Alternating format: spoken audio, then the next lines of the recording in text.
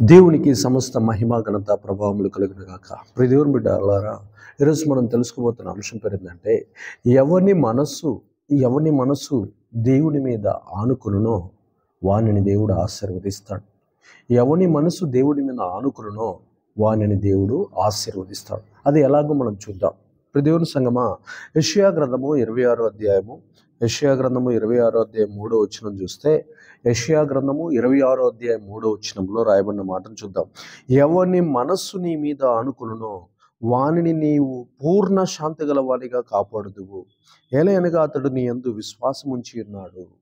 దేవునికి మహిమ ఘనత ప్రభావం కలుగును. ఇక్కడ ప్రతి ఒక్క క్రైస్తవుడు తెలుసుకోవాల్సిన అంశం ఏంటంటే మనస్సు. మనస్సు ఈ మనస్సు అనేది మనిషిని ఆటలాడిస్తూ ఉంటుంది. అది కోతిలాగా తిప్పుతూ ఉంటుంది. అయితే ఈ మనస్సు ఎవరి మీద ఆధారపడాలంటే మనుషుల మీద, అధికారుల మీద, జాబ్ మీద, బలగం మీద, బలం మీద, తన అందం మీద, తనకున్న శక్తి సామర్థ్యాల మీద ఆనుకోకూడదు. దేవుని మీద ఆనుకోవాలి. దేవుని మీద ఎవని మనస్సు అయితే ఆనుకుంటుందో వానిని పూర్ణ శాంతి గల వానిగా కాపాడుతాను అంటున్నాడు దేవుడు. ఎందుకనగా అక్కడ రాశాడు, ఏలయనగా అతడు నీ యందు విశ్వాసముంచి ఉన్నాడు. అంటే మనస్సు ఎప్పుడైతే దేవుని మీద ఆనుకుంటుందో అప్పుడు మన లోపల విశ్వాసం ఉందని దేవునికి అర్థమవుతుంది. మన మనస్సు దేవుని మీద ఆనుకోవాలి. దేవా, ఈ పనిని నీవే చేయాలి. దేవా, ఈ భారము నీవే తొలగించాలి. దేవా, ఈ కార్యము నీవే చేయాలి. దేవా, ఈ యొక్క పనిని నీవే ముగించాలి అని ప్రతి కార్యాన్ని ఎవరైతే ప్రతి పనిలో, ప్రతి ఒక్క సందర్భములో, ప్రతి అడుగులో దేవుని మీద వారి మనస్సును ఆనుకునేటట్లు చేస్తారో దేవుడు వారిని పూర్ణ శాంతి కలిగ వారిగా కాపాడతాను అని వాగ్దానం చేస్తున్నాడు. మనకి పూర్ణ శాంతి ఎలా వస్తుందంటే మన మనస్సు దేవుని మీద ఆనుకోవాలి. అప్పుడు వాడిని కాపాడతాడు, వాడిని ఆశీర్వదిస్తాడు, వాడికి దేవుడు తోడుగా ఉంటాడని వాక్యం ఎంతో స్పష్టంగా తెలియజేస్తుంది. దేవునికి సమస్త మహిమ ఘనత ప్రభావములు కలుగును గాక. మన మనస్సును జ్ఞాపకం చేసుకోవాలి. మన మనస్సు అన్నిటికంటే దాని మీద మనం దృష్టి పెట్టాలది శ్రేష్టమైనది. దేవుడు దాన్నే పరిశీలిస్తూ ఉంటాడు. నీ ఊహలు, నీ తలంపులు, నీ ఆలోచనలన్నీ నీ మనస్సు చుట్టూ తిరుగుతూ ఉంటాయి. కాబట్టి ఆ మనస్సు దేవుని మీద ఆనుకునేటట్లు కనుక చేస్తే ప్రతి భారము నీదే ప్రభువా, ప్రతి పనిలో విజయం నీదే ప్రభువా, ప్రతి అడుగులో నీవే నాకు తోడుండాలి ప్రభువా అని నీ మనస్సును ఆయన మీద ఆనుకునేటట్లు కనుక నువ్వు చేస్తే ఖచ్చితంగా నిన్ను కాపాడతాడు. అపాయాల నుండి, ప్రమాదాల నుండి, నష్టాల నుండి, కరువుల నుండి, వైరస్ల నుండి, ఇబ్బందుల నుండి, రోగాల నుండి, అనేక రకాలైన మరణకరమైన వ్యాధులు, బంధకాల నుండి నిన్ను విడిపిస్తాడు. ఎందుకంటే నిన్ను పూర్ణ శాంతి కలిగిన వానిగా చేస్తాడు నా దేవుడు. దేవునికి సమస్త మహిమ ఘనత ప్రభావములు ఎల్లవేళలా కలుగును గాక. ఇక రెండో అంశాన్ని కనుక మనం చూస్తే, దేవుని సంగమా, యెహోషువ గ్రంథం 14వ అధ్యాయంలో చూస్తే, యెహోషువ గ్రంథం 14వ అధ్యాయంలో నిండు మనస్సుతో యెహోవాను అనుసరించిన యెఫున్నె కుమారుడైన కాలేబు ఉన్నాడు. నిండు మనస్సుతో. దేవునికి మహిమ ఘనత ప్రభావములు కలుగును గాక. యెహోషువ గ్రంథం ఒకసారి మనం ధ్యానిస్తే 14వ అధ్యాయం 13వ వచనంలో 14వ అధ్యాయం 13వ వచనంలో రాయబడిన మాటను మనం పరిశీలించుద్దాం. ప్రియదేవుని బిడ్డలారా, యెఫున్నె కుమారుడైన కాలేబు ఇశ్రాయేలీయుల దేవుడైన యెహోవాను నిండు మనసుతో అనుసరించిన వాడు గనుక యెహోషువ అతనిని దీవించి అతనికి హెబ్రోనును స్వాస్థ్యముగా ఇచ్చెను. నిండు మనసుతో దేవుణ్ణి మనం ఏం చేయాలంటే అనుసరించాలి, దేవుణ్ణి ఆరాధించాలి. ఇక దేవుణ్ణి తప్ప ఎవరి మీద ఆధారపడ్డవాడు కాడు కాలేబు. దేవుణ్ణి మాత్రమే అనుసరించాడు. దేవుడు చెప్పిన ఆజ్ఞలు పాటించాడు. దేవుడు చూపించిన భయభక్తుల్లో నడిచాడు. దేవుడు చూపించినటువంటి శాసనాలను, దైవ సేవకులు చూపించినటువంటి ఉన్నతమైనటువంటి మాటలకు వినయ విధేయత కలిగి జీవించాడు. మోషే ఏదన్నా చెప్తే ఆ పని చేశాడు. యెహోషువ ఏ పని చెప్తే ఆ పని చేశాడు. యెహోషువ ఎక్కడికి వెళ్ళమంటే అక్కడికి వెళ్ళి ఆ యుద్ధాన్ని చేయమంటే ఆ యుద్ధాన్ని చేసి వచ్చాడు. అంటే దేవుణ్ణి నిండు మనసుతో ఆరాధించాడు. మమ్మల్ని బ్రతికించేది, మమ్మల్ని కాపాడేది, మమ్మల్ని నడిపించేది, మాకు కనానును రాసిచ్చేది మా దేవుడని పూర్తిగా నమ్మాడు. నిండు మనసుతో నమ్మాడు. నిండు మనసుతో మనం నమ్మాలి. చాలామందికి వ్యాధులు వచ్చినప్పుడు, కష్టాలు వచ్చినప్పుడు, ఆర్థిక సంబంధమైన ఇబ్బందులు వచ్చినప్పుడు ఎన్నెన్నో లోకం వైపు, లోకస్తుల వైపు, బంధువుల వైపు, వాటి వైపు చూస్తారు. కానీ ఎదిగో ఇంకా వారికి స్వాతంత్రం రాలేదు, స్వాతంత్రం ఇస్తానని దేవుడు చెప్పాడు, కనానులోనికి మీరు వెళ్ళినప్పుడు స్వతంత్రులు అవుతారని చెప్పాడు. ఇంకా ఆ స్వాతంత్రం కోసం కత్తిపట్టి తిరుగుతున్నాడు.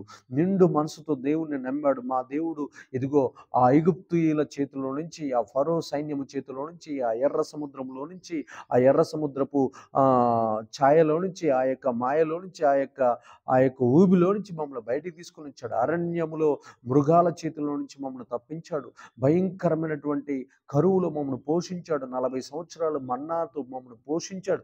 కాబట్టి మా దేవుడు ఖచ్చితంగా, నా దేవుడు ఖచ్చితంగా నన్ను నన్ను నన్ను కనాను దేశానికి చేరుస్తాడనేటటువంటి కృతనిశ్చయంతో, నిండు మనసుతో దేవుణ్ణి ఆరాధిస్తూ, దేవుడి మీద అచంచలమైనటువంటి విశ్వాసాన్ని పెట్టుకొని అడుగులు ముందుకేస్తూ ఉన్నాడు. కాబట్టి అతన్ని యెహోషువ దీవించాడు. అబ్బా, నీలాంటి నమ్మకమైన మనిషి, నీలాంటి వినయ విధేయతలు కలిగిన మనిషి, నీలాంటి చెప్పిన మాటను విని లోబడేటటువంటి మనిషి నాకు కనబడలేదని యెహోషువ కాలేబును దీవించి ఆ దేశంలోనే అత్యంత శ్రేష్టమైనటువంటి జిల్లా అయిన హెబ్రోనుని స్వాస్థ్యముగా, ఆస్తిగా కాలేబుకు రాసిచ్చాడు యెహోషువ గారు. దేవునికి మహిమ ఘనత ప్రభావములు కలుగును గాక. ఇక మూడో విషయాన్ని మనం చూస్తే మొదటి సమూయేలు గ్రంథము ఒకసారి మనం పరిశీలించి చూస్తే మొదటి సమూయేలు గ్రంథము 1వ అధ్యాయము 12 నుంచి, మొదటి సమూయేలు గ్రంథము 1వ అధ్యాయం 12 నుంచి 15 వచనాలు చదువుకుందాం. చూడండి ప్రియదేవుని బిడ్డలారా, ఏలయనగా హన్నా తన మనసులోనే చెప్పుకొనిచుండెను. మనస్సు అనే మాటని ఇక్కడ వాడాడు. మనస్సును మనం జ్ఞాపకం చేసుకోవాలి. హన్నా తన మనసులో మాటలాడుకొనిచుండెను. 12వ వచనం, ఏలయనగా హన్నా తన మనసులో చెప్పుకొనిచుండెను. తన మనస్సులోనే చెప్పుకొనిచుండెను. ప్రార్థన ఉప్పొంగుచున్నది. ఆమె లోపల ఉన్నటువంటి ఆత్మ అనే కుండ పగిలిపోయి కన్నీరు కారుస్తూ తన మనసులో తాను ఏడుస్తున్నట్లు, తన మనసులో తాను దేవుడితో మాట్లాడుతున్నట్టు, తన మనసును దేవుడి మీద ఆనుకునేటట్లు చేసినట్లు మనం ఇక్కడ చూస్తున్నాం. 13వ వచనంలో, ఆమె పెదవులు మాత్రము కదులుచుండే, ఆమె స్వరము వినబడక ఉండెను గనుక ఏలి ఆమె మత్తురాలై ఉన్నదనుకొని, ఎంతవరకు నీవు మత్తురాలు అయ్యిందువు, నీవు ద్రాక్షారసమును నీ యొద్ద నుండి తీసివేయమని చెప్పగా, హన్నా, అది కాదు నా ఏలినవాడా, నేను మనోదుఃఖము గలదాననే ఉన్నాను. నేను ద్రాక్షారసమునైనను మద్యమునైనను పానము చేయలేదు గాని నా ఆత్మను యెహోవా సన్నిధిని కుమ్మరించుకొనుచున్నాను. నీ సేవకురాలైన నన్ను పనికిమాలిన దానివని ఎంచవద్దు. అత్యంతమైన కోపకారణమును బట్టి బహుగా నిట్టూర్పులు విడుచుచు నాలో నేను దీన్ని చెప్పుకొనుచుంటినేనను. అంతటి ఏలి, నీవు క్షేమముగా ఎల్లుము, ఇజ్రాయేలీల దేవుడు నీవు చేసుకున్న మనవిని ఆయన దయచేయును గాక అని ఆమెతో చెప్పగా, ఆమె అతనితో, నీ సేవకురాలైన నేను నీ దృష్టికి కృపణుందును గాక అనెను. తర్వాత ఆ స్త్రీ తన దారిని వెళ్ళిపోయి భోజనం చేయుచు నాటి నుండి దుఃఖముఖిగా నుండుట మానెను. దేవునికి మహిమ కలుగును గాక.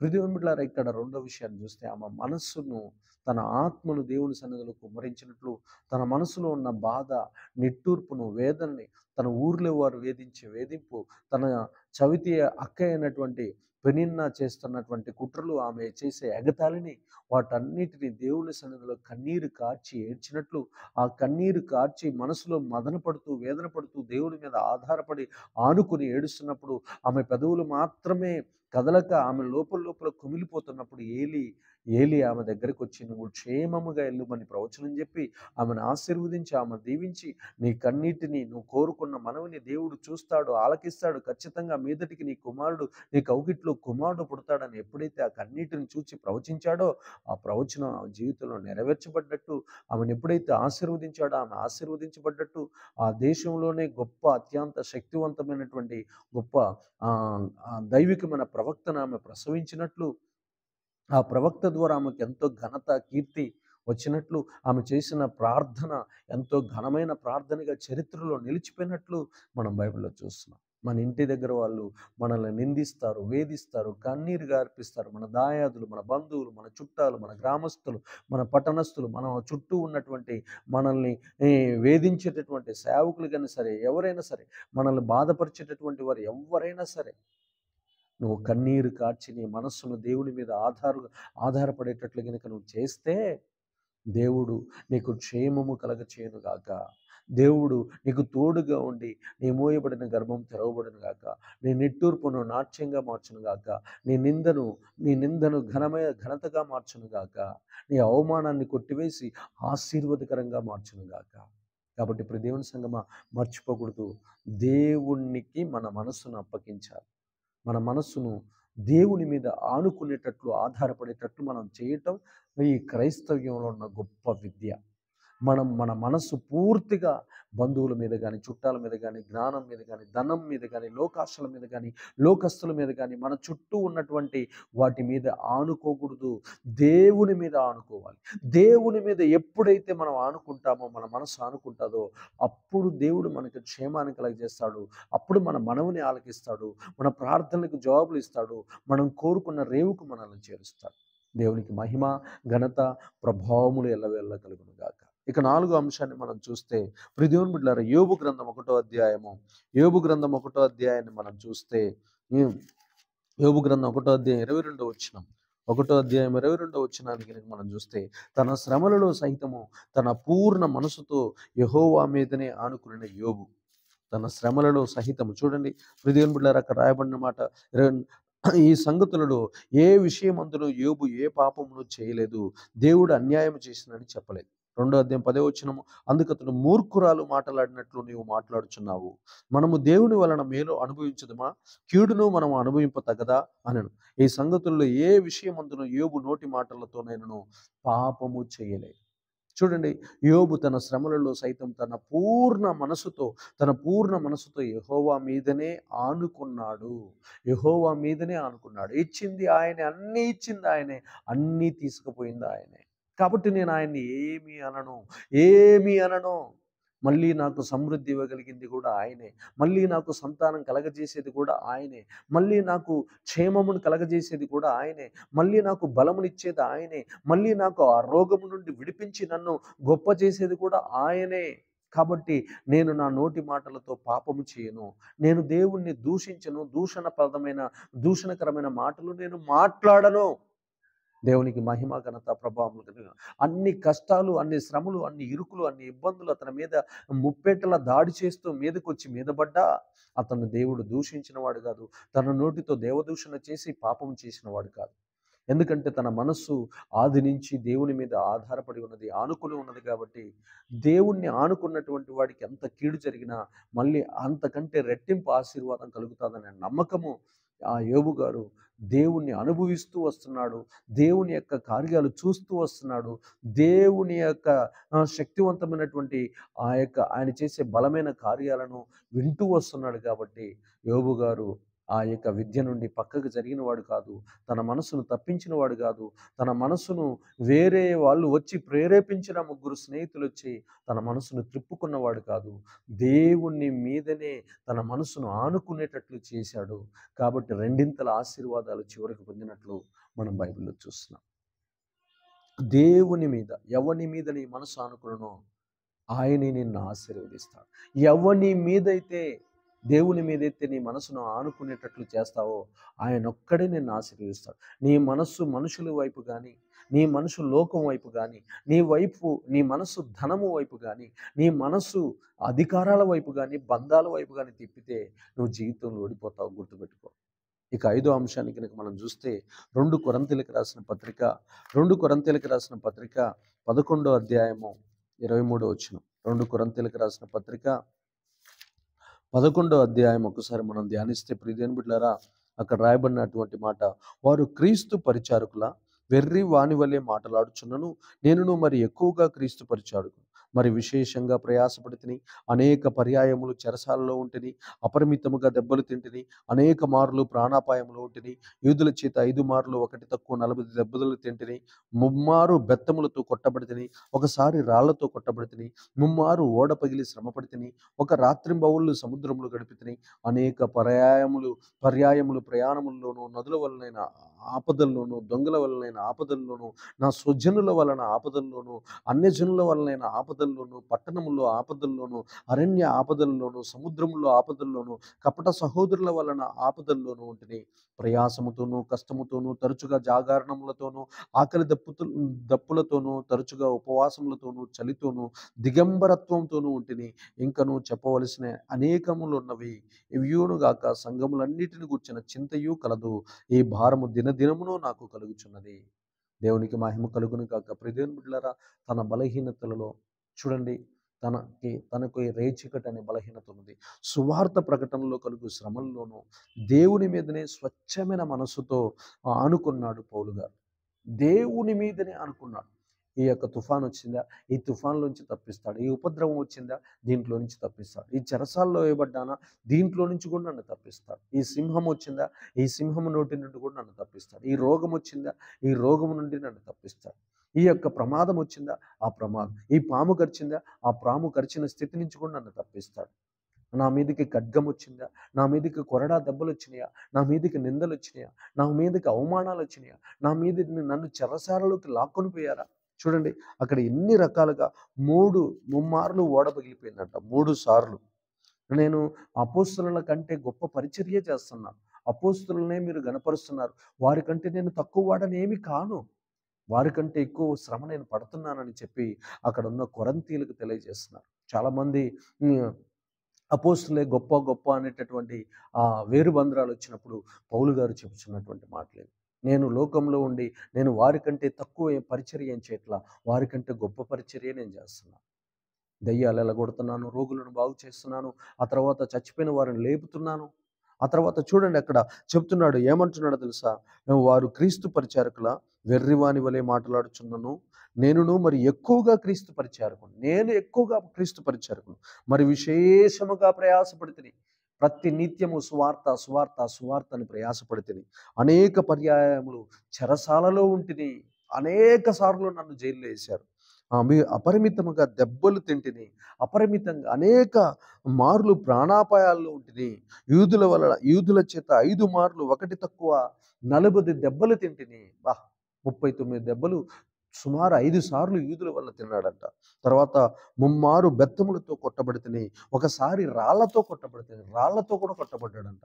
ముమ్మారు ఓడ పగిలి శ్రమ పడితిని, ఒక రాత్రంతయు సముద్రంలోనే గడిపితిని, అనేక పర్యాయములు ప్రయాణాలలోనూ, నదుల వలనైన ఆపదల్లోనూ, దొంగల వలన ఆపదల్లోనూ, నా స్వజనుల వలన ఆపదల్లోనూ, అన్యజనుల వలనైన ఆపదల్లోనూ, పట్టణములో ఆపదల్లోనూ, అరణ్యములో ఆపదల్లోనూ, సముద్రములో ఆపదల్లోనూ, కపట సహోదరుల వలన ఆపదల్లోనూ ఉంటిని, ప్రయాసముతోనూ కష్టముతోనూ తరచుగా జాగరణములతోనూ ఆకలి దప్పుకులతోనూ తరచుగా ఉపవాసములతోనూ చలిలోను దిగంబరత్వంలోనూ ఉంటిని, ఇంకను చెప్పవలసిన అనేకములున్నవి, ఇవిగాక సంఘములన్నిటిని కూర్చున్న చింత కలదు, ఈ భారము దినదినము నాకు కలుగుచున్నది.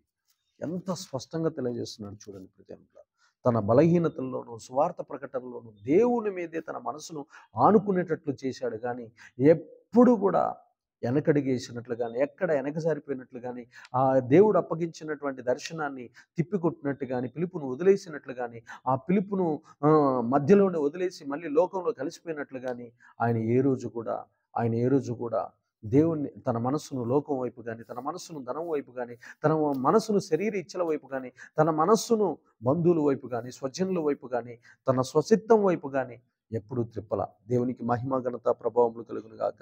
అలాగనే మార్కు సువార్త 5వ అధ్యాయము 25వ వచనంలో కూడా అనేక మంది వైద్యులను సంప్రదించింది ఒక స్త్రీ, కానీ తన మనసును ఎవరి మీద ఆనుకున్నప్పుడు, ఎప్పుడైతే యేసుక్రీస్తు వారి మీద ఎప్పుడైతే తన మనసును ఆనుకునేటట్లు చేసుకుందో, ఆ రోజున ఆమె గొప్ప విడుదల పొందినట్లు 12 సంవత్సరాలు తన జీవితంలో అనుభవించిన రక్తస్రావపు రోగము యావత్తు పోగొట్టుకున్నట్లు మనం చూస్తున్నాం. చూడండి, అనేక వైద్యుల చేత ఎన్నో తిప్పలు పడి చివరికి యేసు మీద తన మనస్సును ఆనుకున్న రక్తస్రావపు రోగపు స్త్రీ.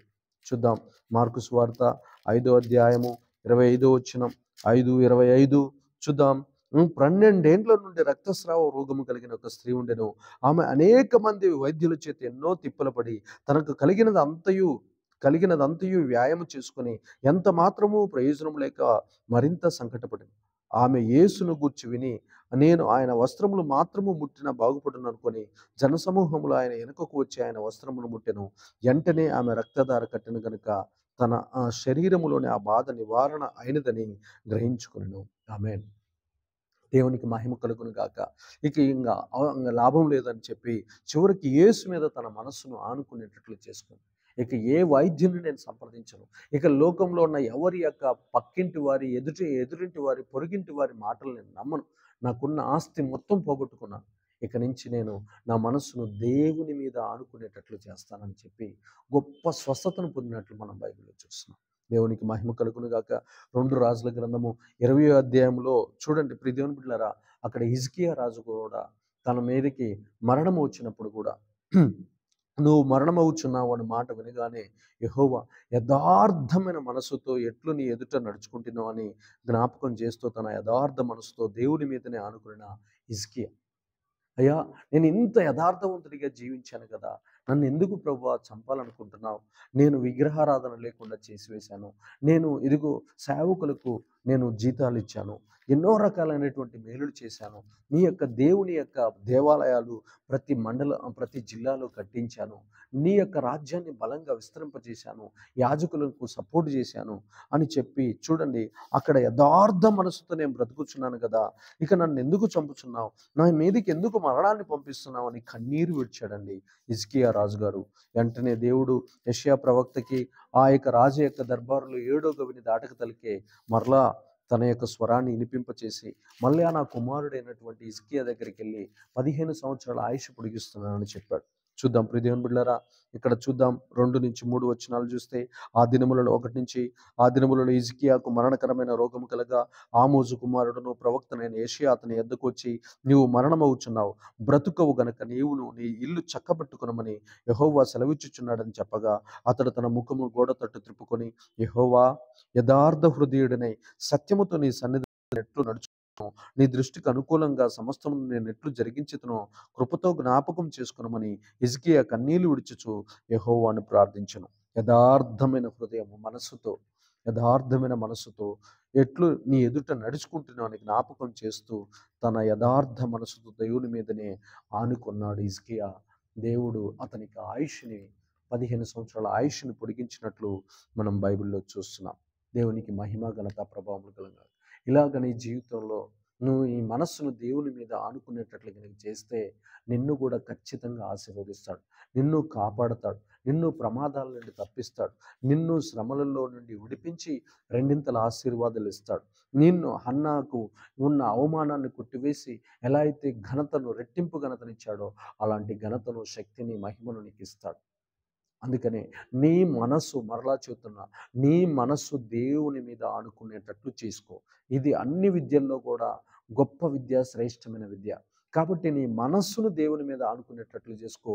నువ్వు ఘనమైన విజయాలు, ఘనమైనటువంటి ఆశీర్వాదాలు దేవుని యొద్ద నుండి పొందుకొని వర్ధిల్లెదవుగాక, విశాలపరచబడదవుగాక. దేవుడి మాటలను దీవించి స్థిరపరచు వర్ధిల్లింప చేయనుగాక. ఆమేన్.